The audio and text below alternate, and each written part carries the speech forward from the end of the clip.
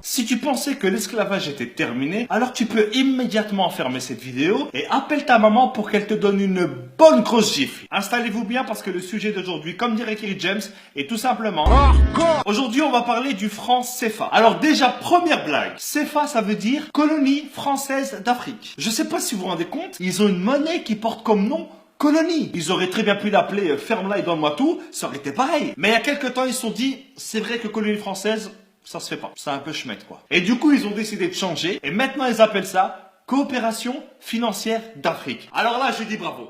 Là, je dis bravo. Là, c'est excellent, c'est excellent. Je pense que ce changement, ça a été le plus gros jeu d'emmerde de l'histoire. Non, mais parce que changer uniquement le nom d'un truc pareil, ça sert à rien. C'est comme si moi, demain, je m'appelle Jean-Marc. Mais même si je m'appelle Jean-Marc, mon visage, lui, il te donnera toujours envie d'appeler la police. Donc cette monnaie, elle est utilisée dans 14 pays, pour plus de 100 millions d'habitants. Et devinez où est-ce qu'on imprime les billets? En France. Donc la France, à elle toute seule, dans 2 villages paumés que personne ne connaît, fabrique une monnaie dont dépendent 100 millions de personnes. Donc si demain, Jean-Jacques le révolté avec ses copains, ils font grève, parce qu'en France, la grève, c'est limite une religion, eh ben t'auras 100 millions de personnes qui seront peut-être dans la merde. Mais attends, c'est pas tout. Les pays qui utilisent le franc CFA, ce sont les seuls pays au monde qui payent un impôt à un autre pays. Chaque année, ils sont obligés de donner 50% au trésor public français. Déjà que la France, elle exploite à fond et depuis des années les ressources de ces pays. Et en plus, ils doivent donner la moitié de ce qu'ils gagnent à des mecs qui n'ont même pas levé le petit doigt. C'est comme si tu venais chez moi, que tu me volais tous mes meubles et que en plus tous les mois je dois te donner la moitié de mon salaire. Sans parler du fait que hier soir tu avais déjà cambriolé mes grands-parents. Il y a 3 banques centrales africaines qui gèrent l'économie et la vie de millions de personnes. Et devinez qui est-ce qui a un droit de veto dans chacune de ces banques? Ça sera la France. Donc si un jour un pays comme le Mali décide d'emprunter de l'argent à une de ces banques pour faire un pont pour son peuple, et ben à ce moment-là il y a un mec qui vient du fin fond de Roubaix, que personne ne connaît,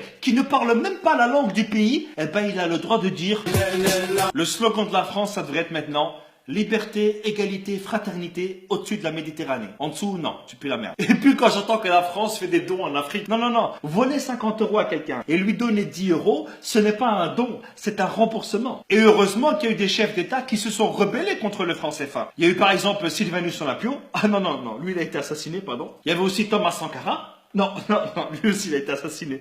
Non. Il y a aussi Modibo Keïta. Non, lui il est mort en prison, pardon. Je crois que je vais arrêter là. Récemment, François Hollande est allé à Bamako. Et je pense que sur une échelle de 1 à 20 sur le manque de respect, je pense qu'on doit être à 1000 ou à 2000. Regardez. Cher Président, cher Ibrahim, j'ai été très sensible aux mots que tu as bien voulu prononcer. Alors déjà, depuis quand est-ce qu'on appelle un président par son prénom? Et depuis quand est-ce qu'on tutoie un président? Mais c'est quoi ce manque de respect? Tu crois que c'est ton fils? Mais bon, pas grave, regardez la suite. Quand la France est en Afrique, elle ne cherche pas à exercer une influence. La France ne cherche pas à influencer l'Afrique, mais la monnaie de ces pays, la colonne vertébrale d'un pays, dépend entièrement de la France. Non mais là j'en ai marre, il se fout vraiment de notre gueule ce mec. Elle ne cherche pas à peser sur les choix politiques d'un pays. Quoi? Combien de chefs d'État africains ont été destitués par la France? Et encore moins à capter ses ressources.